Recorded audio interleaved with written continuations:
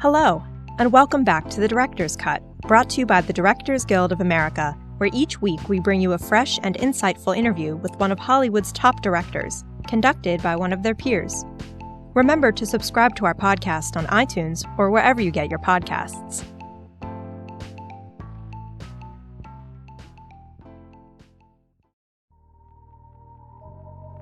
Today's episode is the second in our annual series devoted to our popular Meet the Nominees feature film symposium. Now in its 27th year, the event is a roundtable discussion with the directors nominated for the Guild's Award for Outstanding Directorial Achievement in Feature Film. This year's nominees include Guillermo del Toro, the director of The Shape of Water, Greta Gerwig, the director of Lady Bird, Martin McDonagh, the director of 3 Billboards Outside Ebbing, Missouri, Christopher Nolan, the director of Dunkirk, and Jordan Peele, the director of Get Out. Each of these talented directors were gathered on February 3rd at the DGA Theater in Los Angeles to discuss the craft of directing and the making of their films with moderator Jeremy Kagan. So please enjoy part 2 of our Meet the Nominees special, and listen to the 5 nominees share their insights. Highlights include Martin McDonagh discussing how he communicates with actors during the rehearsal process, Christopher Nolan on casting actors with a visual sense of empathy, and why Greta Gerwig believes the other side of boredom is where the good stuff is.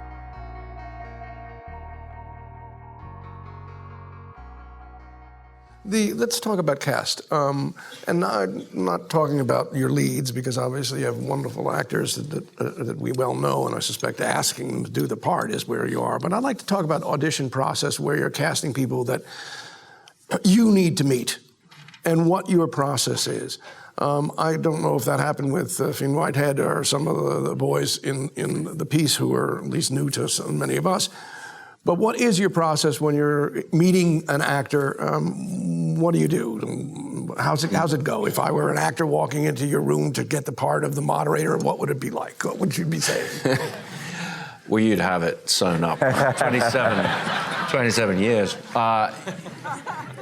On Dunkirk, it was a very different experience for us. We got to do it in a very old-fashioned way, because we were looking for unknowns in the leads, and people of the right age, people of the age that these soldiers really were when they were sent off to fight. So we were looking for 18 and 19-year-olds. And so it was people who didn't have agents. It was, Tom Glencarney dropped out of drama school to do the film, So we were looking at thousands of people on tape and then hundreds of people in the room. And when in the room, talked about that. When you decided, I like this person, I'd like to... We've worked with the same casting director for many years, John Papsidera, who's a terrific casting director. And one of the things I love about John is he's very good to the actors. I think walking in and doing an audition is one of the most terrifying things I could imagine doing. And my heart goes out to all the actors who walk through that door. But we have to get through massive numbers of people. And so John lets everybody know up front, you'll come in, it'll be one read, 5 minutes, done, and then you're out. And that's how we do the first round, so I can see many, many people. And then we bring people back. We take a little more time over it, but we still try to be quick and efficient to see as many people as possible. And then as you start to hone in the case of Dunkirk, as we started to hone in on our key choices, we would bring them in groups and have them read the scene together and then try different combinations of them, have them take different parts, look at that combination, and over a period of weeks, we gradually settled on the combination we liked. So there weren't a lot of scenes that happens. I mean, one of the scenes, I guess, is in the last boat that they're in, and that would allow that. What made you decide on, I guess it's Whitehead, Finn Whitehead? What said to you, this is the actor for me?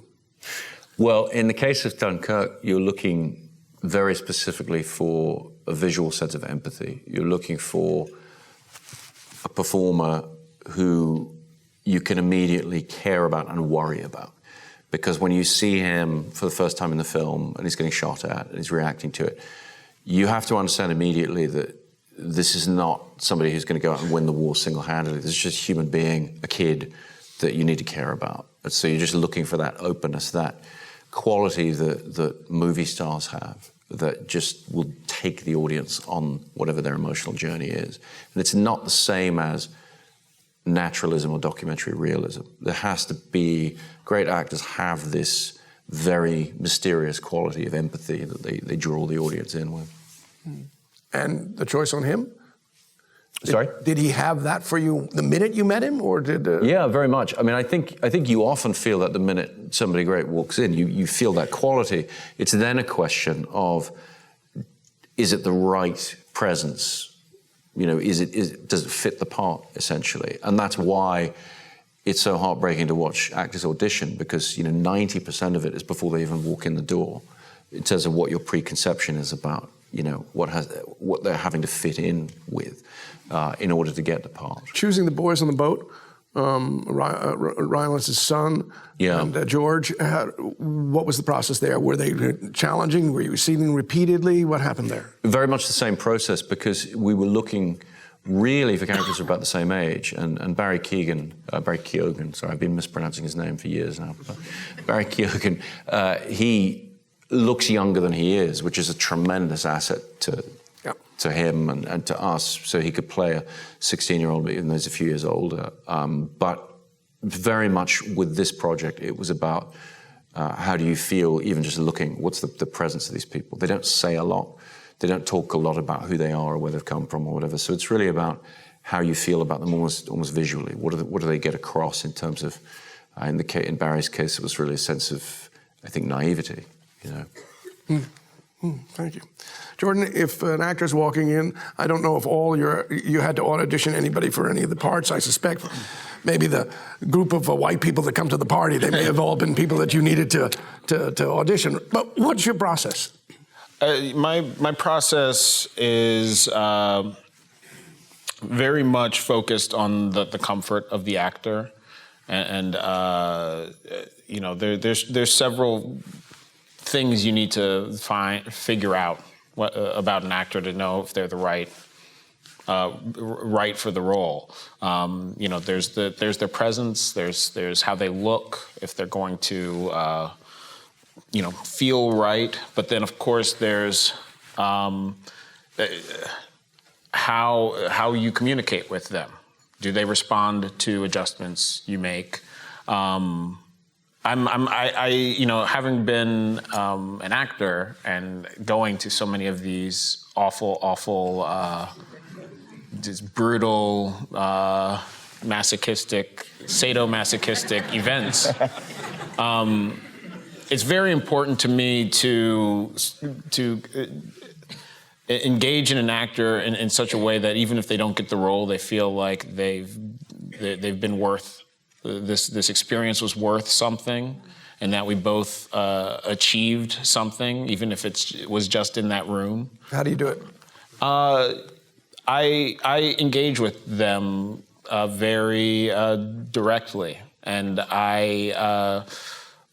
it's part of it is about being present. I let them do it several. I had the benefit in this film of have several auditions, to be able to allow several auditions to go longer than they probably should have.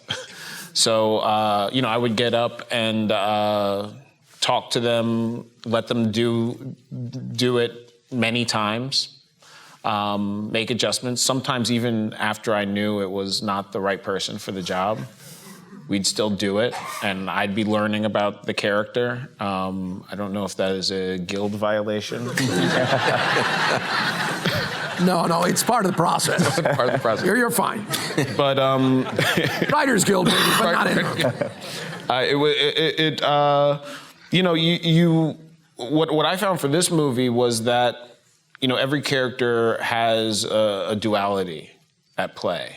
And so the thing I was looking for out of every performer was that they possessed both sides of that duality. That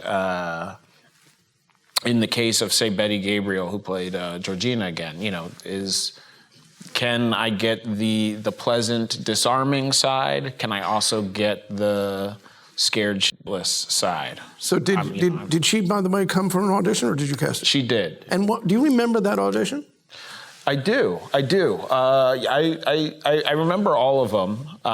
And she came in, and in that audition, I remember my first, the first reaction to her, and I had seen a bit of tape, so it was sort of a second round, as Chris was was talking about.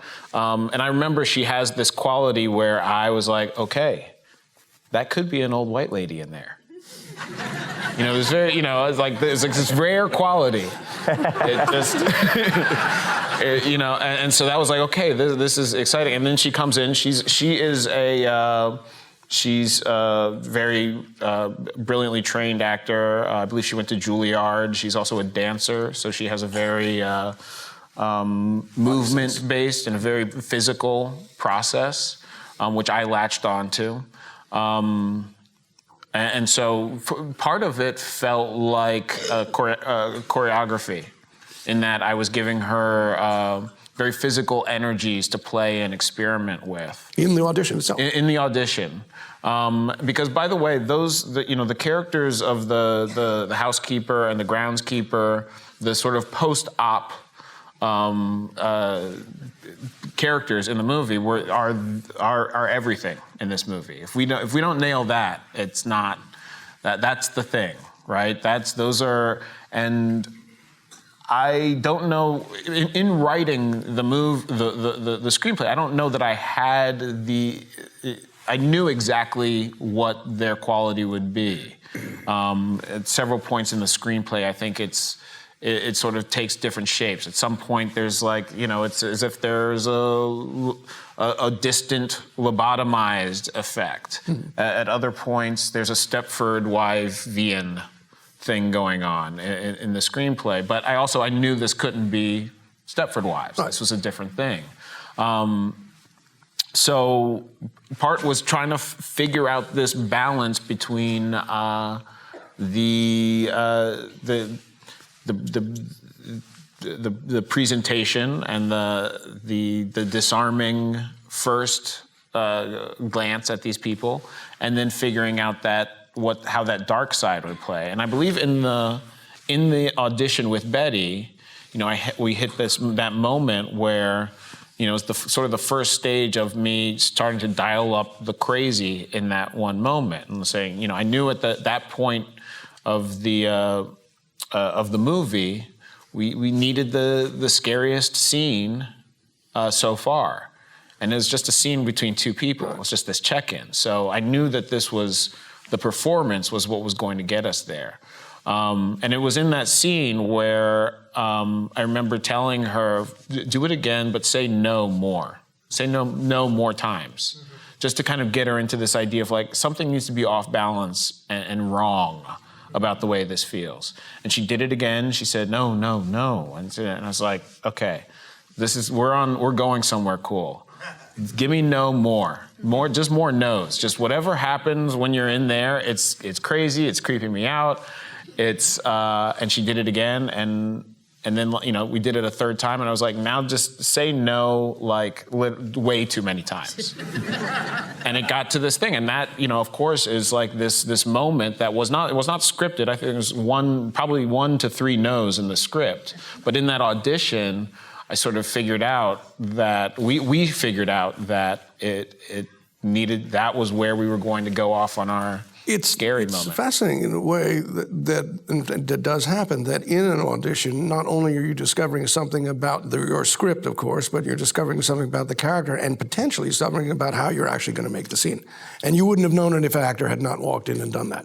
Now, sometimes I know the situations, that's not the actor you cast, but you use the technology that you just learned in that scene. But in this case, she was there. And there was... What were there any parts that you found even more challenging for you in the audition process?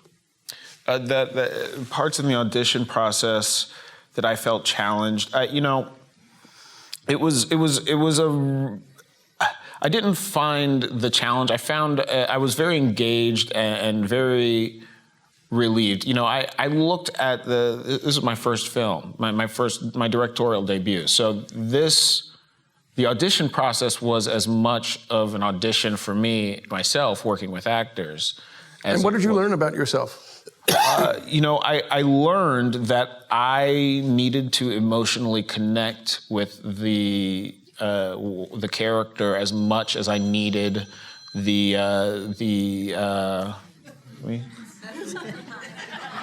I'll take it. Keep going.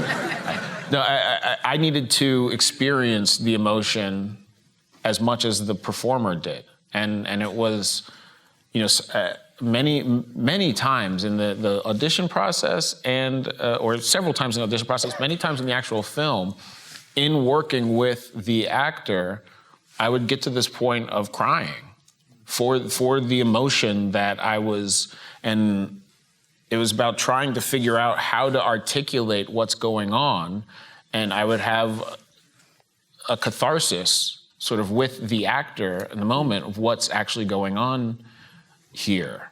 There's so much darkness in this film, and I came about this project in a very mischievous way. It was about being provocative and doing what you're not supposed to do, and scaring the shit out of people.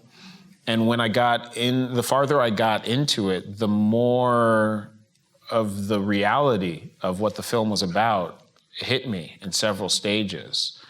And you realize what I've been neglecting in terms of the emotions and what the victims of racial violence or the victims of a self-imposed psychological chamber that, for instance, Chris puts himself through. Even connecting to the characters of the crazy Rose and So, to some degree, what I'm hearing is you became these people as well as them becoming them. Absolutely. And you didn't know that was going to happen. No, I didn't know, and it wasn't. It feels like it correlated with the performance that we needed. So if the performance wasn't getting there, it was because I wasn't getting there in how I was dealing with the actor. Okay. And so that's why we would have to kind of take these walks and talk. And, we did this movie in like 23 days. It was like we had no time, but the whole illusion that I like to present to actors is we have all the time in the world to get this right. And none of this other it means anything if we don't get this moment right. So let's take a walk. Well spoken. Well spoken. Greta, you've been in that situation too, of being auditioned. So what's your process, particularly for, let's say, the smaller role, if you will, that someone where you want to be? How do you go about your casting process? Well, similarly to Jordan, I've been in a lot of audition situations which are just dreadful. And by the way, why are they dreadful? Oh, they say, well, you better be a good actor if you wore overalls. That happened to me. Warning to every actor in the house, never wear overalls. Don't wear overalls. I think I said, you betcha.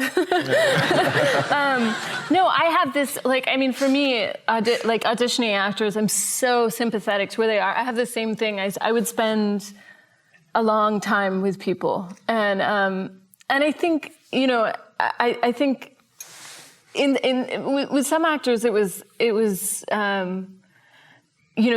they sort of said, yeah, let's do this. I feel like when you're auditioning all the time, and it becomes a way, hopefully, the good experiences of auditioning is you get to act that day. And that's something you don't get to do all the time. And so I try to make it into an experience where they get to act that day, and we get to work on something, and we get to see what it is, so that when they leave, it feels like they got to do something and be part of something creative. And so I had casting directors in New York and Los Angeles. I had these two casting directors who worked mostly in theater, at the public theater, Heidi and Jordan. They'd actually never cast a movie before. We worked together because I go to the theater all the time in New York. I love going to plays, and I was interested in trying to, as much as possible, fill it with theater actors. I had a sense of that. And then because we were shooting mostly in California, I had Allison Jones as my casting director out here, and she's incredible she's got amazing taste, and when she likes an actor, it's always right on. But so a lot of the cast I'd worked on collecting who these people were in New York. And I cast them early. And part of casting them early was I wanted these opportunities to get everybody together, to get them to meet, to get them to exchange numbers, to be connected to each other. Because I think so much of acting work, it's like laying down sediment, and it's your unconscious works on it a lot. And I think, of course, I like rehearsal, but I also think there's a way in which these things grow invisibly. So I tried to cast as much as possible early, and then with parts that were coming in for a day or two, I think that's the hardest thing to do as an actor. I think it's the hardest thing to audition for. I think it's the hardest thing to come onto a set and do, because you're stepping into a place where everybody knows each other. They've been working together for weeks, and you have to inhabit a whole person and make this reality in a couple of days or a day. And so that's part of the reason one of the things I did on set was sort of I had everybody wear name tags, including myself, especially for the day, people who came in for a day or 2 days, because it's too many names to get to know. But yeah, if an actor's coming in, yeah, and for one of these parts, are you working with them as an actor? Do you read with them? Where are you in the process, and what do you ask them to do? Yeah, I will have them. I mean, for the smaller parts, I prefer not to read with them, because I feel like that I'm a bad scene partner when I'm reading with them, because I'm looking at them. I'm not playing off of them. What I like about Allison is that she's a great scene partner. I think for me, having a casting director who's a great scene partner is invaluable, because it allows the actor to play with them and to build something. And I think particularly for roles that don't have lots of lines, or I don't have a run of things, sometimes I'll write scenes that don't exist and say, read this. Because I'm not, it's not about, they said those 2 lines exactly correctly. It's about who this person is. So I'll have them, and I actually like, I like giving them the scenes like that and say, just go out in the lobby and come back in and read the scene that you've never read before, because it takes off the pressure of that they have to have it set. It doesn't make it a performance. They're not performing it for me. This is not what they worked up over a week of agonizing in their apartment, which I know what that is. I just want to see them work. I just want to see their minds work. I want to see their sort of creativity work. And I think the other thing that it relieves for them is the need to either feel like they're off book completely or approximate it, because I don't like it. I don't like approximation. And if they've just got the scene, they don't feel self-conscious about looking down and saying, this is the word. That never bothers me. And I like kind of creating an atmosphere where it's a workshop type of atmosphere. And if you're going to give an adjustment to an actor who's done that, what kind of adjustments will you do in the casting scene itself? In the casting scene itself? Or casting session, obviously. I mean, it's... Or will you? Yeah, I will. I'll give specific things. I mean, it's honestly depends on what it is. I think it's usually about redirecting their attention. If they're not... if it feels like they're doing it in some way that's not connecting, it's like, instead of... you don't want to give like... I mean, you can give faster, slower, but that's usually not useful. Like... there's things like, the goal in this scene is make yourself understood, or something like that. Like be very clear. What is the person that you're talking to understanding what you're saying, or are they change their objective, redirect their objective? Because then you get to see their wheels turn about how do they do that. You're not giving them the results. You're giving them an intention. This is the intention of this, and then you get to see they can come at it from different ways. And then when usually it's an actor you end up casting, is you start feeling it all go together. Then they'll do something that'll give you another idea. But for example, one of the teachers, Mr. Bruno, who the character of Julie has a crush on, and the audience knows that, and he doesn't know it, and it's this sort of secret world and it's not even clear that Lady Bird knows it. And I always like that in movies when the main character doesn't know something that the audience knows. It's a nice feeling. But I auditioned a ton of people for that because I was like, it has to be very clear he is not interested in her, but you could see how she would mistake it. You just like her, but you're not creepy, but you have this way about you. And I felt like I would talk a lot in metaphor. Like when I was auditioning people, I was like, you're the coolest guy because you're the youngish teacher at an all-girls school, so you know all your jokes land. So say it like you know they land. And like, but you're not in the world a person whose jokes land. But like those kinds of detailed directions. And I find that mostly it gets people's juices. They're like, no, I know that. I know exactly what that is. And then they'll do it in this way that embodies all those subtleties. And I feel like I end up talking more like that, like objectives and kind of metaphors of who these people are. Was the part of Julie someone that you knew, or did she come in? No, I didn't. Beanie Feldstein auditioned for me. She. Do you remember her audition? Yeah, I remember she said, she walked in, I felt like I knew right away. I had that like kind of, she was just right away. She was so perfect. The way she dressed herself. I mean, she knew what it was too. She felt she was perfect. I mean, she later told me, she was like, if I don't get this, I don't know. Like she had a very strong sense of it. And I remember when we were, I mean, every scene was kind of exactly right. It was just And you there. knew right away, as you, Chris, you mentioned, and many times it's been mentioned, that you almost know instantaneously. Now you learn more. Yeah. And sometimes you learn that it's an affirmation of even more, and sometimes maybe it's yes, but not right for this role. Yeah. I mean, I think what I look for too is like actors who feel like they have,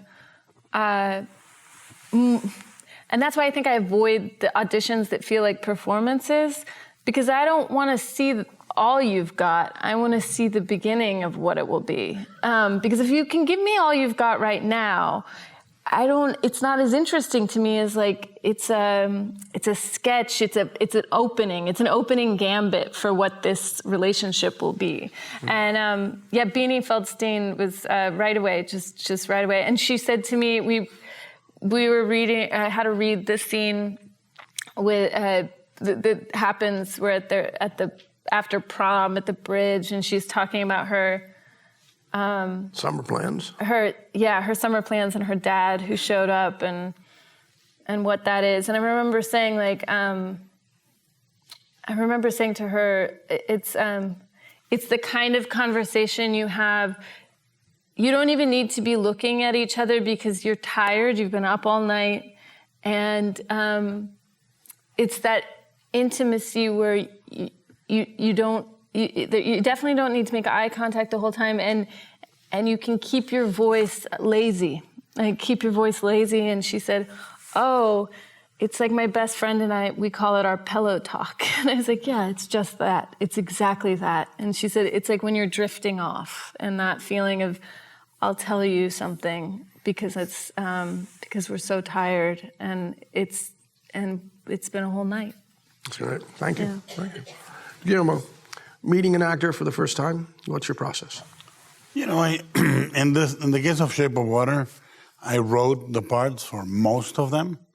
I mean, I knew them, even the small parts. I find that the work we do is symphonic, and one terrible note is one terrible note in the symphony.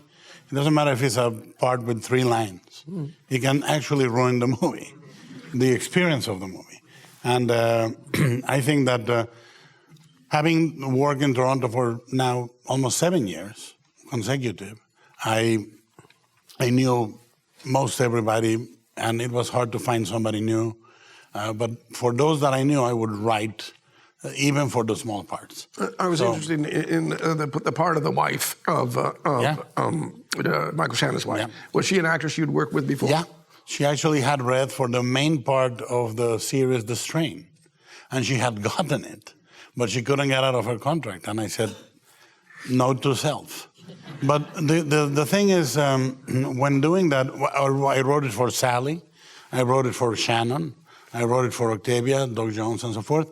And, I watch everything they do, even the small parts. Like with Sally, the key for me was a movie called Submarine, in which she plays a secondary character, but she's the character I was the most interested in. And what I do is mostly I cast the eyes. I cast the eyes because we spend most of the time in a movie seeing a character see each other, see a thing. So for me, 90%, if you align the eyes of Octavia Spencer, Sally Hawkins, Richard Jenkins, and Michael Shannon, you have right there, you have a symphony of notes, completely different ways of looking at the world. And to me, to put these eyes looking at these eyes is already interesting. And I start with that, and the second thing I look for, even in the auditions, is listening, because the misconception that exists somehow is that a great actor delivers great lines, but a great actor listens to great lines and looks at great acting and is there. I've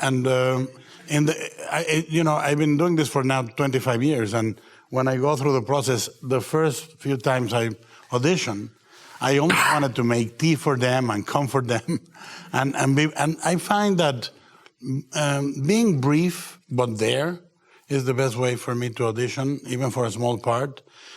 Meaning, be very present. If 90% of the audition is done in the first 5 seconds of walking in the room, that's true. And if that is so, try to say, well, what am I going to try? And I ask the actor, what would you like to try with this? If he seems or she seems wrong, I say, what would you like to try with this? How do you, instead of looking for a specificity, because the person walking in is wrong, I'm not going to direct them to be right. So I might as well try to be surprised. So I say, what would you like to try with this scene? And sometimes they reveal, sometimes like not ordering from a catalog, but asking a fabric vendor, show me your finest silk. And they can try, and then sometimes it surprises you. Have you changed in the process of casting for yourself? Through the years? Yeah. Oh, yes. Oh, yeah. I think that, again, I think be brief. Right. The instructions need to be very, very concise and useful. Will you redirect in an audition scene if someone comes in and they're reading for you? Will you give them, and you like what they did, what will you do next? Well, what I think is beautiful, the way Greta put it, is if I am intrigued, if there's a beginnings there, and you know it right away, then you say, what do I feel? Like it's an analysis of you as much as the actor. Mm-hmm. A really great actor can be really wrong for a part. So it's not about their ability, it's their suitability to what you're trying. So what you say is you analyze what you want out of a part. What do you need? Because it's symphonic, it's a note. And sometimes that you may redirect and reaccommodate. And I've had actors, what happens is, for example, in this movie, one of the actors, the pipe ender, is the guy that was the reader for the casting office in Canada. And every time he would read, I would say, this guy's really good. The other 30 actors didn't get the part, but he's really good. And I you know, over 7 years, I read with him for 20 projects, 20 episodes of TV, 5 movies, whatever. And I kept thinking, I ended up saying, I wrote the part for you. That's great.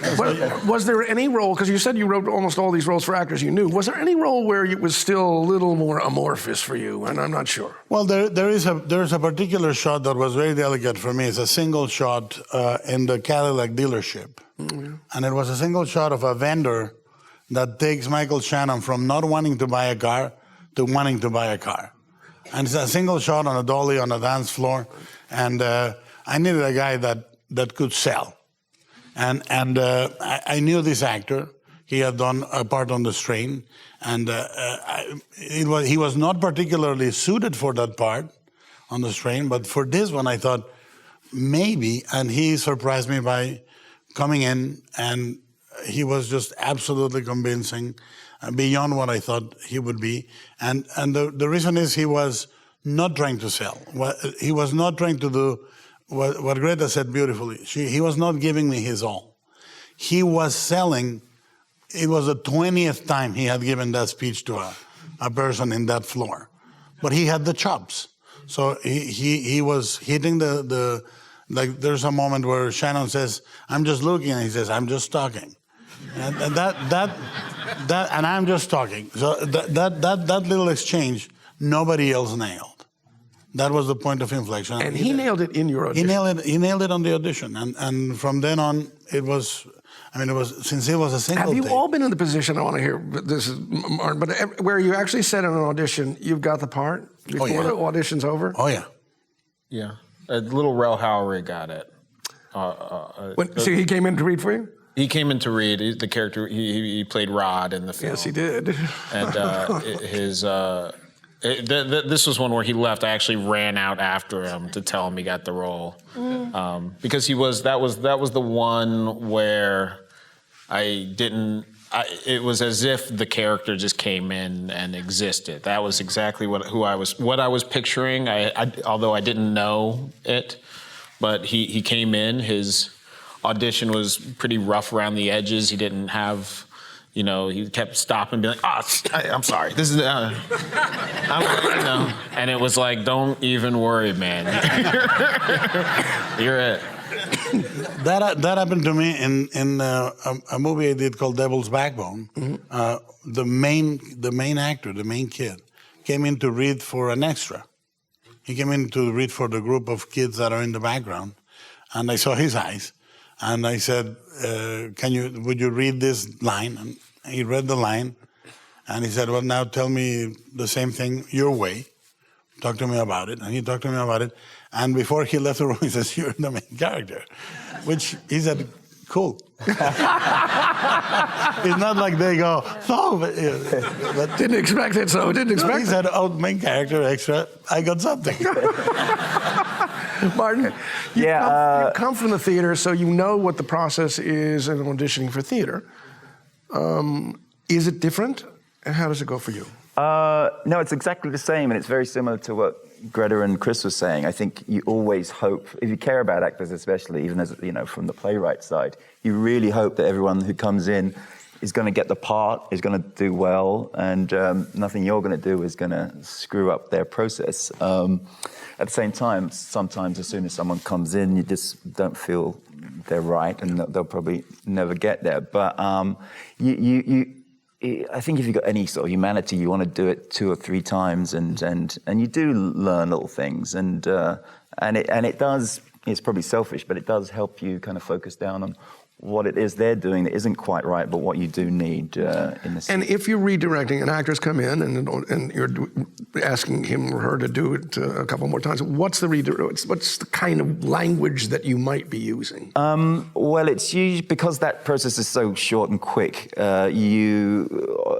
it's usually about them maybe having taken a completely wrong choice about the person. So the only adjustment is to sort of convey maybe where you were thinking that character was when you were writing them, or if they were an angrier or a gentler type of person, and will you use those kinds of adjectives with them? Yeah. It's it's basically being open to even if that's a wrong way of doing it as a director, being open to that and trying to find the right words and the process for direction. In terms of your process on the movie, what were the more challenging roles that you found where you were auditioning people? Sure. Well, similar to Guillermo, like 2 of the parts were written. Sam Rockwell's and Francis's parts were written for them. And I think about 6 or 7 of the other actors involved I'd either worked with before or I'd really wanted to work with, like John Hawkes and Peter Dinklage and Caleb Landry Jones. So most of the casting for Three Billboards was in the much smaller roles. Lucas Hedges, hadn't seen him in Manchester, hadn't come out at that point. Or your movie. I was thinking things similar here. We have Deers in 2 movies, we have Fruit Loops in 2 movies, and Lucas Hodges in 2, and actually and Nick Searcy in 2 movies. So there are commonalities here. Yeah. But okay, so from who? I'm still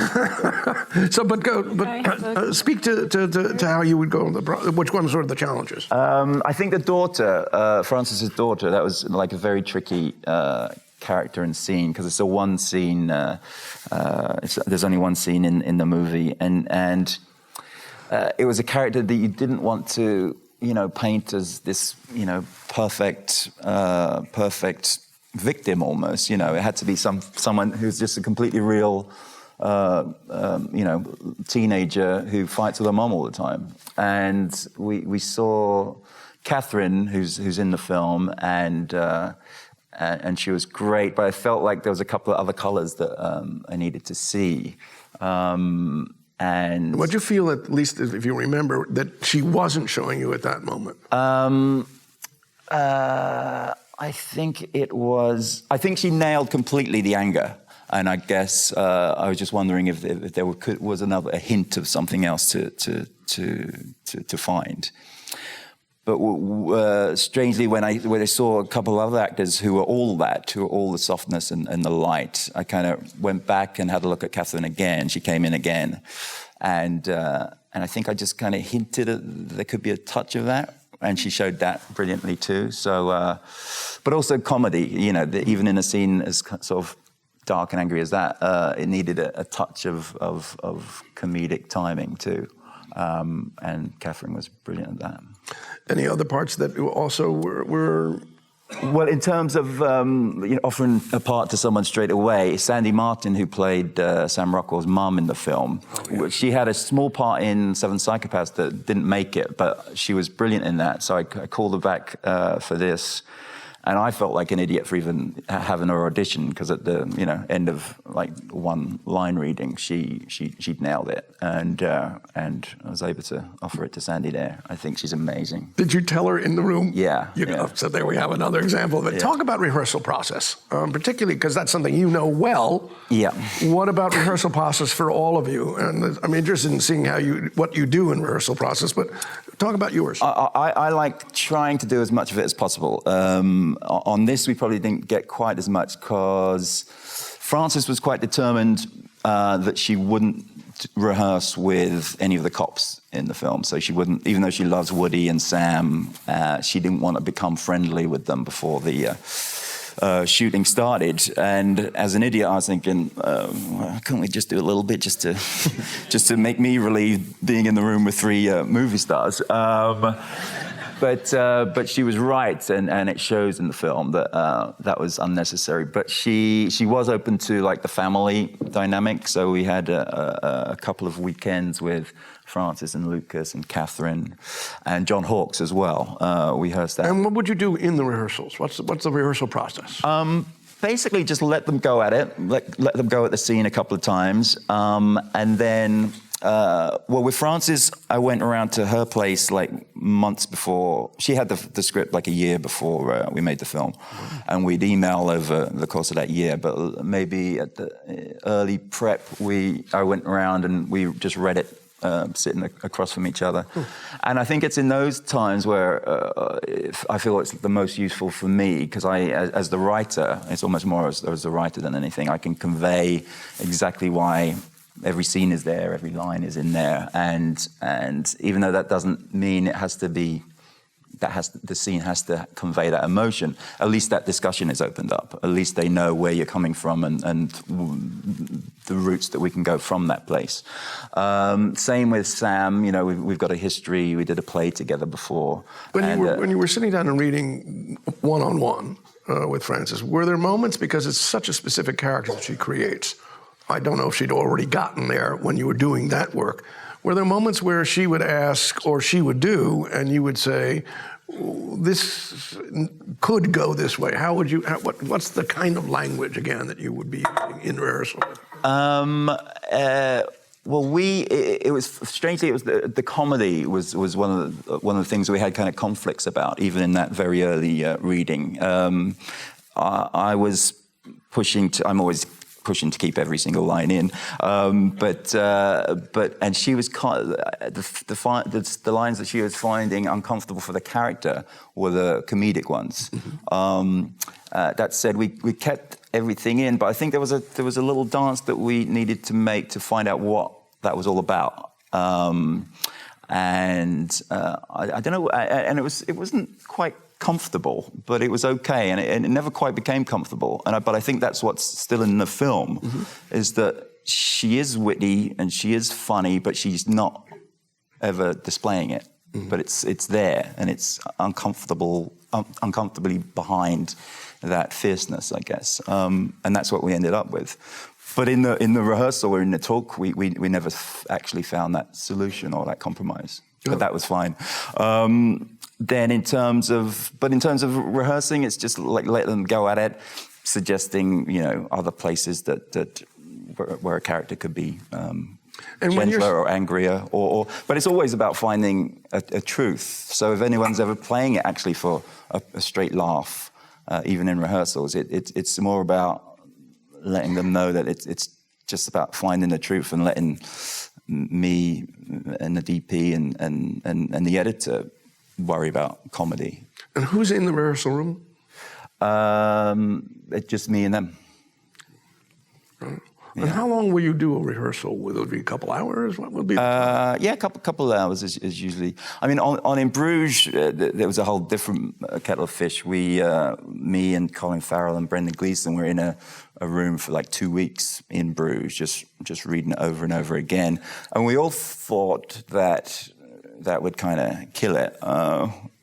But somehow, because they're sort of playing an old married couple in that film, that's what grew out of that room. And one of the things that happens in rehearsal particularly, and I suspect, Greta, this may have been part of the issues of dealing with it, is particularly if there's prior circumstances, there's a family, there's a relationship that exists way prior to whatever's happening here. Obviously, there's a family in your movie. Was that one of the issues that came up when you were working with Lucas? Yeah, partly. Certainly, I think between Francis and Lucas and Catherine, that needed to be like an instant family. With John Hawkes, it was a little different because he's on the outside and he's been an asshole anyway, so it didn't matter if that closeness was there. But I think especially between Francis and Lucas. And what did you do to do that, or what did you do to create it, or what did they do? Just time. It's almost just about time. Just about spending those 2 hours every couple of weekends together. But we filmed in Asheville, and we're all staying in the same town, so we'd see each other in the evenings as well. And I think that's as much a part of rehearsals as anything else, just establishing that camaraderie and that ease, when you get on set. I mean, that's part of what I think rehearsals are, is that having the actors feel completely comfortable with you and how you work, so that when they come in, they're not acting in front of strangers. And when there's obviously two sets of rehearsals. There's the rehearsal that you may have done beforehand if you've had that, and then there's this morning we're about to do this shoot. How are we handling it? What's the first thing you do on set in terms of, and do you quote rehearse a scene, and how does that work? Well, I find that like the pre-rehearsal, the rehearsal before the film starts, solves a lot of those issues. So once you get on set, everyone, I've always found, because of that process, they know what the character's about and they know what the scene's about. So it's just about blocking it and jumping straight into it.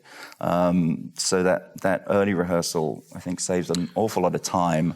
So it bonds you together, but it means that I think the actors know exactly where they're going when they turn. And having written these characters, and this is true for all of you, when you're talking to an actor, and particularly in this, let's say, the first pre-rehearsal time, about character, what language are you using? I mean, these are people that live in every one of you. You've created them, but now you're asking these performers to recreate them. What are you saying to them about character? For me, it's just about conveying the place I was in when I wrote that person and those lines, and then seeing where they can take that, with how they've lived their lives and how have acted before. So it's I try to be as open.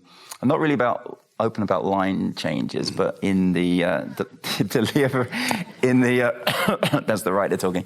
But in the delivery, there's 100 ways a scene can go with the lines that are there. So you're open to that. To the way the scene, yeah. Got it. But I'm still interested because when you said the character, as you wrote, when you wrote it, where you were, but is it where you were or where the character that you were writing was when you were writing? It's where the character was, actually. Yeah. It's all about that person. And then, I usually leave a script for 5 or 6 years before making it. So it's not just where they were then, it's how I've heard those scenes over and over in my head in that intervening period. But then the trick is not to get tied up and caught in that being the only way to go. I think you need an openness about that. But I think if you love actors and you respect that process, there's never been an issue so far. Okay. Guillermo, rehearsal? To me, it starts table work, obviously, and one of the things I generate for each of the actors is a biography, which is between 4 and 8 pages long. How long? 4 and 8 pages long, from birth to the beginning of the movie. I annotate what they eat, what they drink, what they don't drink, what they listen to, what books have they read, zodiac sign, parents' history, everything. And then I give it to them, and I say, do what you want. I mean, we'll talk about it, and if you want to, on table work, I'll give you Michael Stuhlbarg. Took it as if it was the Bible. His biography was he was from Minsk, so he learned his Russian lines with a Minsk accent. Richard Jenkins said, "This is great, but I'm not going to use it." and now every time we go to an award ceremony and he doesn't win, I say, "If you only had read the biography."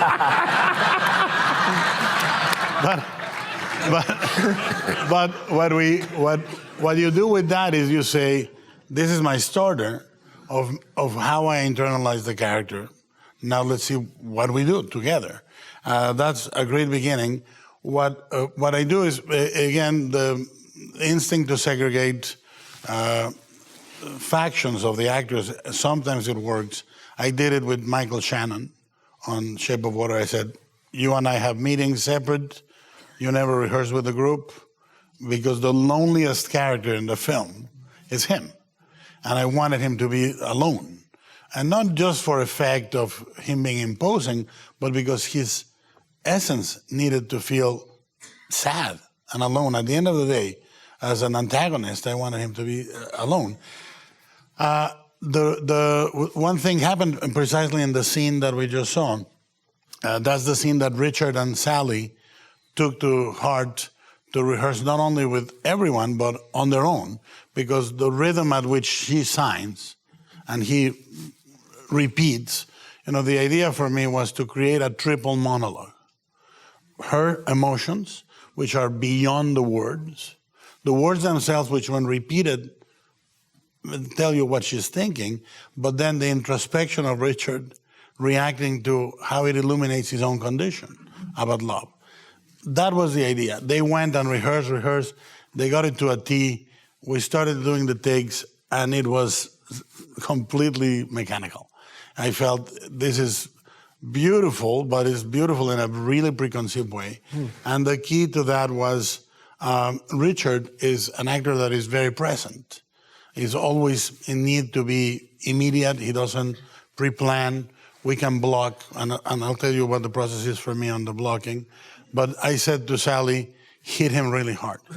When he looks at his watch, if he looks at his watch, because you never know, hit him really hard on the hand. And that's what, the 2 takes that we got, that is what is in the movie, because he really said, you hit me. You never hit me before, And that was not one of the lines. No, that was not on the, that was not on, nor was it planned in the rehearsal. I said to her, you really had to hurt him, bam. And that woke the scene up.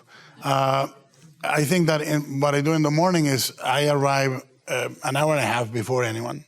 I do it because I used to, when I started, I used to see the still photography, and I would say, this guy got a better angle than I, you know? And so I arrive early, and I walk the set. I already storyboarded, but I arrive and I walk the set, I sit down, I bring a little ladder, I go up, I look around. Then you propose the blocking with the actors and the cameraman and the cinematographer, and you say, this is what I'm thinking as a playground.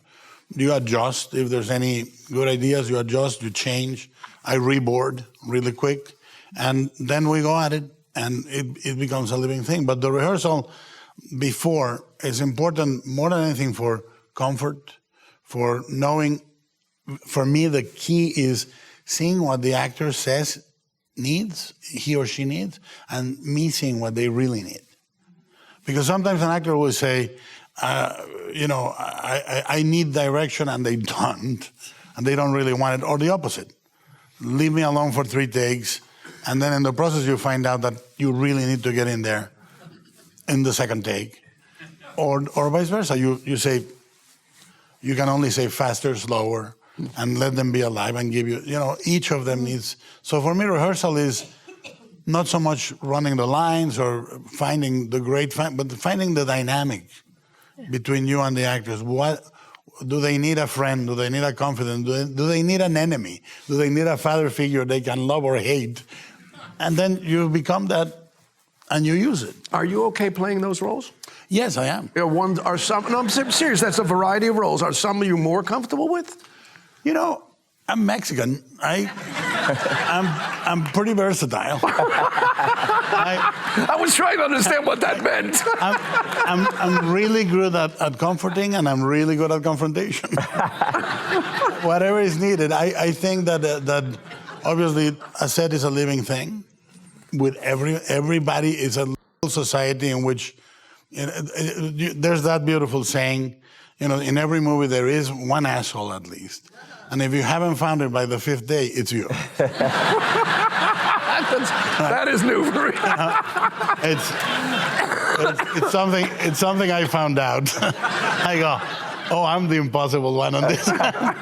But so you do the same for the crew. You do the same for But you play different roles. I got it. Greta, for you, rehearsal. You also come from traditions of rehearsal. Yeah. How did you do it on this particular movie? Yeah, I like rehearsal. I like rehearsal not so much the. Again, I don't want to feel like we're setting it in stone or anything like that. But just opening up avenues and about that, the thing of the dynamic of feeling what the dynamic between these people are. And I think as actors, I think your greatest fear is always that it's going to be terrible, and it's going to be wrong, and you're going to be on set, and there's going to be all these people and equipment, and it's wrong, and that's a terrifying feeling. And so what I try to create in rehearsal time is this space of play and safety and investigation, so that it doesn't feel like they're in front of the firing squad once the camera goes on. And I had one of my actresses who's so great, Laurie Metcalf, who plays Marion. She told me really early in the rehearsal process, she mostly does theater. She does television, but she mostly does theater. And she said, I'm terrified of the camera. And she said, it's scary for me. I don't know. I'm not sure what my relationship with it is. And Saoirse's the opposite. She'd just done a play on Broadway, and she said, I miss the camera. I miss knowing what my and so they were coming up from totally different places. And then I was lucky where like Tracy Letts and Laurie Metcalf, speaking to family dynamics, they'd known each other for 30 years in Chicago because they're both part of Steppenwolf, but they never actually worked together. But they had 30 years of history. Yeah. And I think but since Saoirse was not, how did she get to be part of that family? What did you do? Well, she was in a play in New York, and I started being able to have these rehearsals, these sort of casual rehearsals where they'd start building that. And Saoirse, she's as a person able to just cut through, and there's not a dishonest bone in her body, and she's also I mean, she's very. She just folded straight into to Laurie and Tracy, but yeah, I mean, with it, like in terms of holding a space, and it's like I never needed Laurie to be a different actor. I knew right away. We did camera tests with Laurie, which it's not rehearsal. I was just having her walk around the set, but I wanted to look and see how it worked, and there was something just cinematic instantly of her just walking from the washing machine over to the sink. I was like, that's a movie, and you're saying so much, and you're not doing anything. And so sometimes the actors aren't, they don't know that how well they're working with the, for her, she didn't know that it was already creating an alchemy that was tremendously exciting. In the rehearsal, would you specifically be working on scenes, or would you work on scenes that in fact didn't even exist in order to create something else, as I see, did in certain casting situations? I would do both. I would work on scenes that didn't exist. If people wanted the biographies that I had invented, I would give it to them. If they didn't want it, if it didn't help them, I'd be like, all right, you don't want it. But But that was part of your homework. What? That's part of your homework. Yeah, and I created, I know as an actor it helped me, I created reading lists for everyone, movie watching lists for everyone, playlists,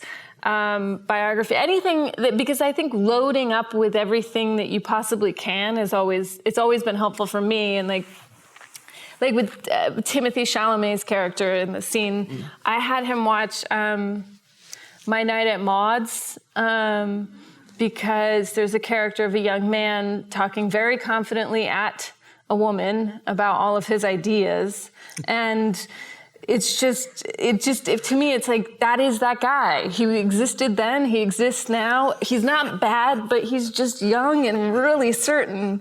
And I those things are helpful. For some people, it's not helpful, and they'll tell me when it's not. But it is. I want to jump to something here, because there's an amazing scene near the end where the camera literally is in Laurie Metcalf's face as she's driving from the airport around.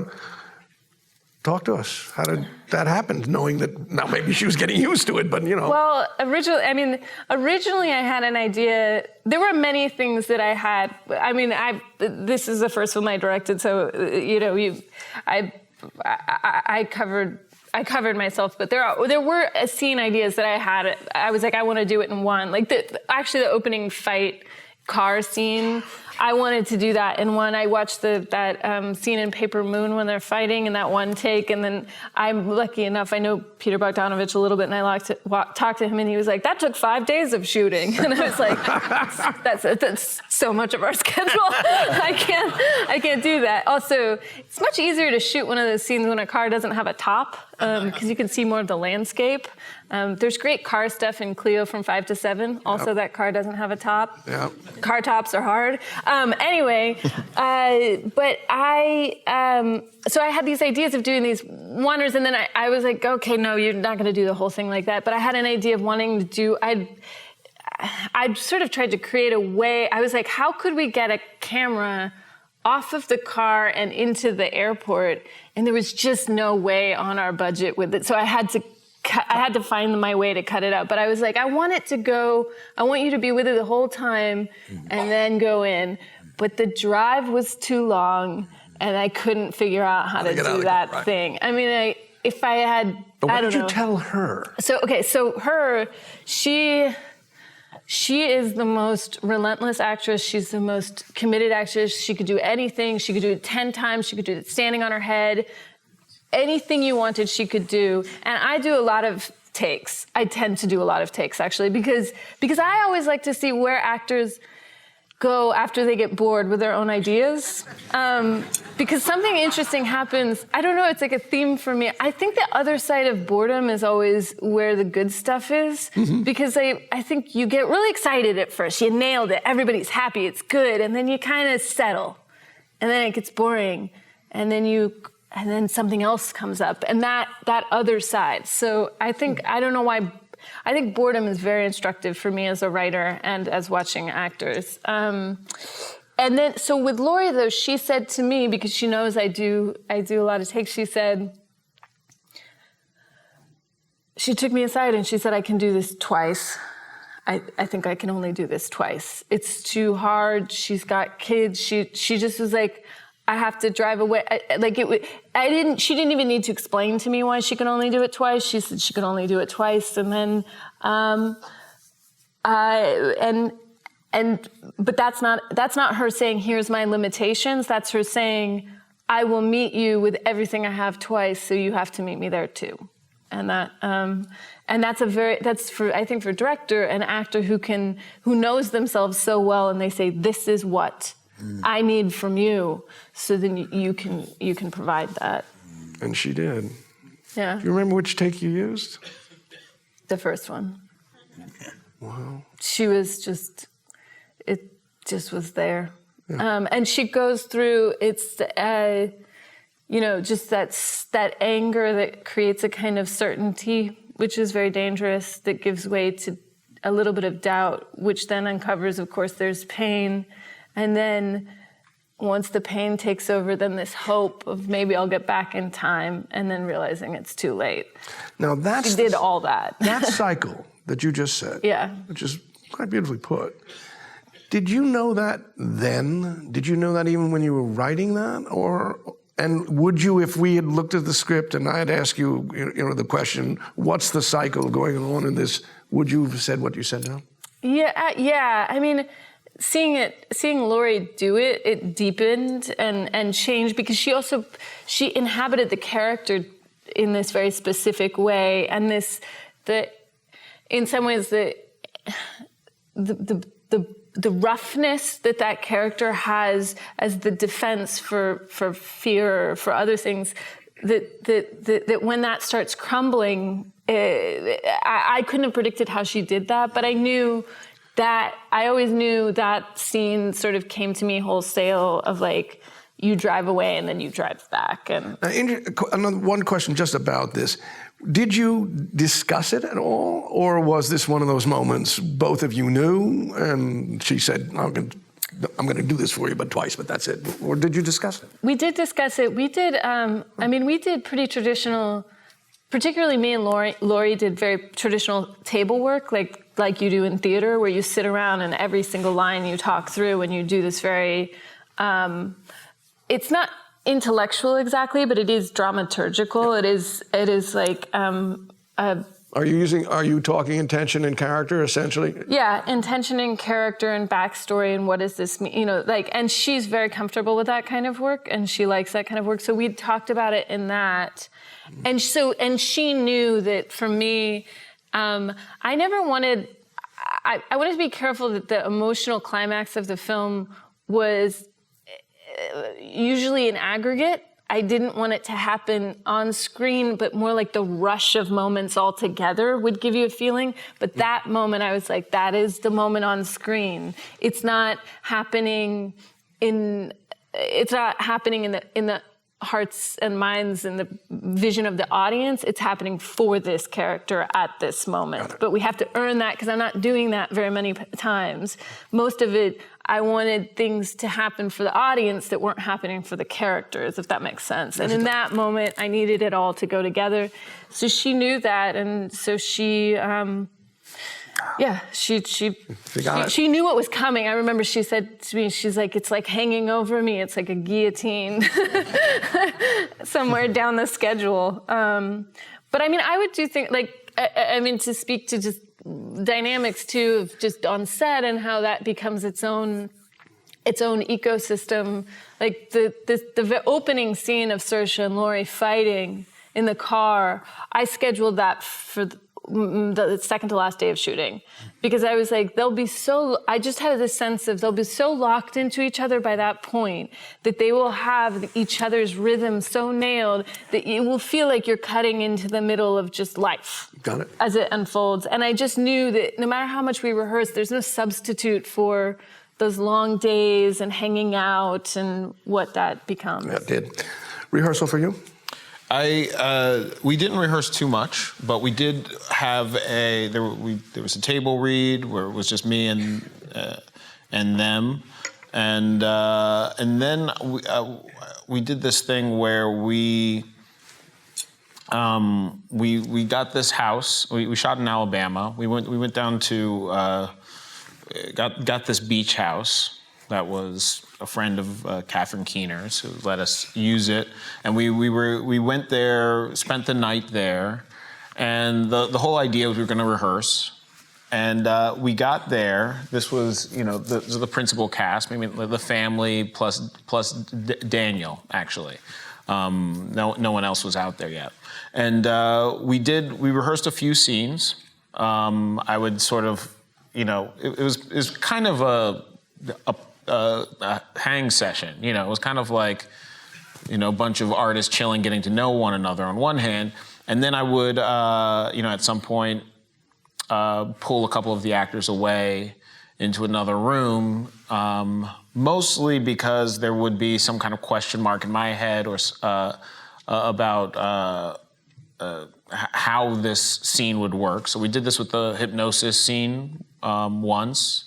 I took Catherine and Daniel, and we went into another room, and Catherine was there first. Daniel comes in, and Catherine just starts. Daniel just goes, hey, all right, so what are we going to, what's the deal? And Catherine goes, I didn't realize you were English. And he's oh, right, okay, of course. Yeah, no, I'm not, I'm just, and so they started improvising, and it was like this kind of interesting dynamic because, of course, it was, the much like the hypnosis, it had already begun. Mm-hmm. And he didn't realize it. So we did that once, and it was beautiful, and he ended up getting to this wonderful place, and was like, great, got it, let's not do any more, that's pure, let's remember everything that happened here.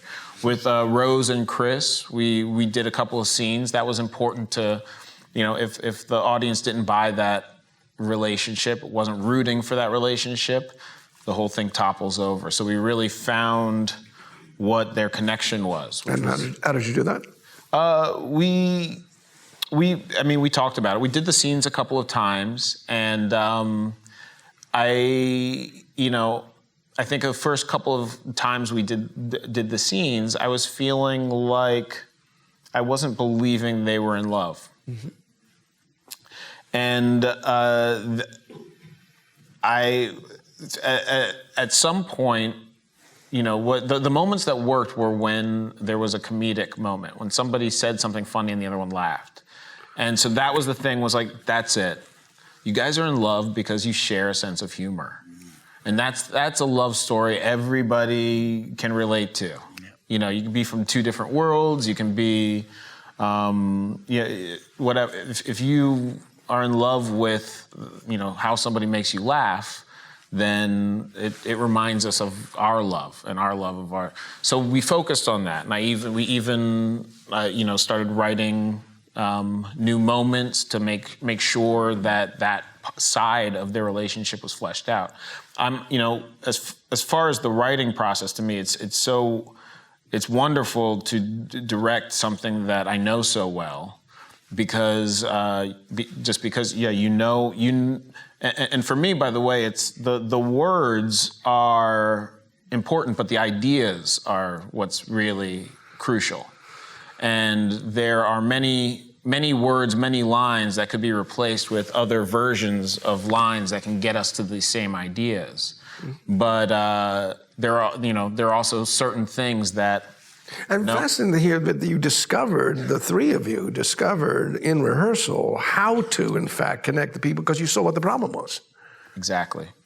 So important. And so a lot of that experiment of taking the cast to this house actually brought about much less actual rehearsal than I thought it would. And I sat back, I ended up really watching a lot more how they actually interacted. And that was, there were times where I was like, oh my God, I'm like wasting our time. Okay, well, people are getting to know one another. But then you'd look and you'd see, wait a second, okay. Bradley Whitford and Allison Williams are totally bonding over musical theater over there. and Catherine Keener and Caleb Landry Jones like keep popping out to smoke cigarettes and like, you know, weirdly flirt with each other or something.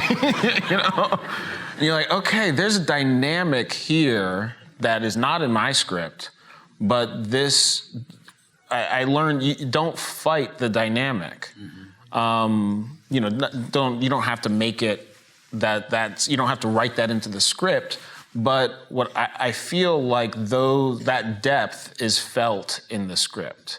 I feel like there is a weird incestuous chemistry between Catherine and Bradley and Caleb in the thing.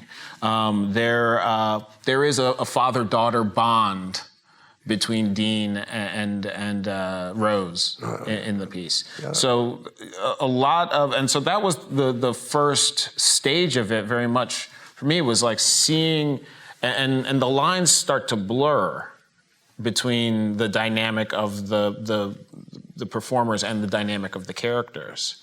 And there are times when, you know, there's even some sort of conflict that feels like this is, you know, these two people aren't agreeing on how this scene should be played or whatnot, and it can be uncomfortable and it can be awkward. But I learned to not to try and solve that. That was life giving you the unwritables in a way. Nicely put. And then we would also, on the actual day, we would also rehearse, and I would continue to find things that just didn't feel natural or felt like we had to talk about them all the way up to shooting. I mean, I felt that the dynamic was never done, and even into the editing bay. You know, if I could go back and do more, there would probably be more revelations that I could find. So it's for me, it's just a consistently evolving process until you literally just can't. You know, right, it's the right word, evolving. Chris, for you, rehearsal, and did you have some on this movie? I mean, it's been different for me on every film. I think you come into filmmaking. Certainly as a non-actor, you come in with a quite childish idea of what rehearsal is. The idea that people need to say the lines again and again and again to know what to do. And the longer you work in it, the more you realize it's just about intention. And it's just about making sure that everybody understands what the intention of the line is, what the intention of the scene is. So what I've sort of evolved over time to try and just give the actors whatever they're comfortable doing. So I don't rehearse for me anymore, or just rehearse for them. That is to say, we'll book a meeting, we'll sit down one-on-one or two-on-one or, you know, whatever combinations we need, and just talk about the scene. And I'll get them to read the scene just so I can stop and say, well, this is what this is about, this is what that's about. And what I find is the actor then feels free to either rehearse more fully and perform it and stand up and walk around or whatever, or it just stays at that level of, okay, we'll just talk about what's the intention behind the words. And that's more or less my sort of default process at this point. And I've done films where we had a lot of time to rehearse, we had months, and I've done films where we couldn't do any rehearsal, and we had to do it on the day as we went. The difficulty with that approach on Dunkirk is there are very few words to play with, and that really only works for words. So there isn't really much point in talking about when the explosions go off, how you're going to feel or whatever. It's like you'll figure that out when you get there.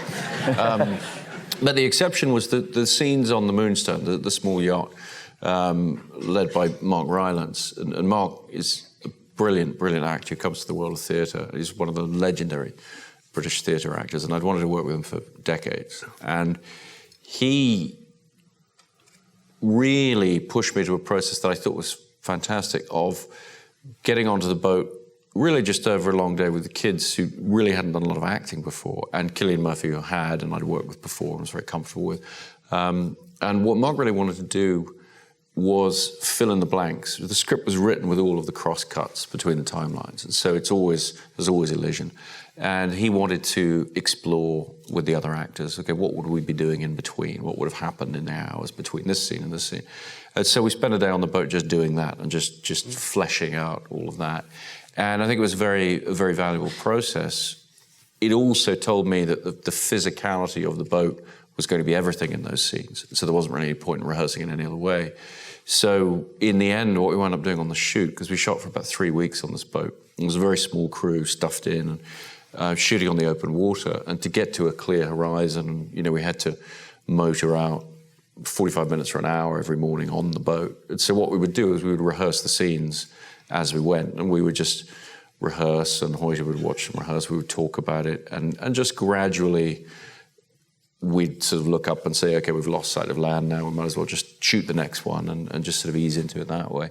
And that allowed it to be quite spontaneous and quite intimate. It's one of the more intimate films, that section of the film that I've made, actually. I know you've mentioned there's a wonderful moment, in fact, actually we see it here, when the boy says to Gillian, the kid's okay, which is not, George is dead. Mm-hmm. And there's an exchange between father and son. Mm. Did you discover that in this process that you're just talking about as you were going out there? Well, originally discovered it in conversations with Mark about how I'd written the script, because I had omitted that moment. I had just skipped over it. And this is what I've always found wonderful about working with actors and bringing them on. And I don't, Guillermo, I don't write biographies for them. I kind of want them to do that. I sort of want them to become an expert on their character and tell me. And if it contradicts something I'm feeling about, how that's going to affect the story, then we'll get into it over that. But broadly speaking, I have my own set of answers, and I need to be able to answer any question they ask. But what Mark was doing in that moment was saying, you haven't shown the interaction of my character with my son, what do I say about it? And I literally hadn't done it because my focus had been on a different character while I was writing the script and as I was imagining shooting it. And of course, it becomes a very, very important moment. And that's the beauty of working with really smart actors of tremendous experience who understand the whole thing you're trying to do, their character and the whole thing you're trying to do. And so you effectively surround yourself with experts on each character, and they're able to flesh it out and kind of add to what you're doing. And so that moment came about as a result originally of him pointing out a gap in the script, and then on the boat, sailing out to shoot it, just talking about, okay, well, what would it be and how would that work?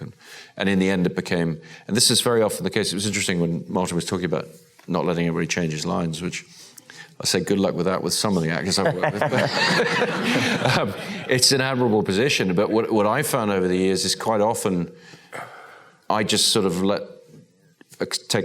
throw the gauntlet down and say, fine, you figure out a different way to say it. And as long as we all understand what's there to be said, the actor's either going to improve on what you've done, or after a while they're going to come back around to the way you've originally got it. And so that moment, for example, he doesn't say anything, but it was very important to have the communication there. And so it wasn't really about, and this is the difference, but screenplays are just starting points.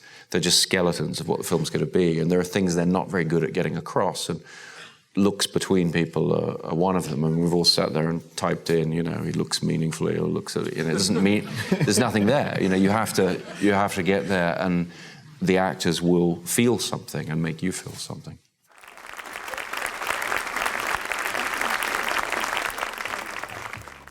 We hope you enjoyed listening to part 2 of this exclusive discussion.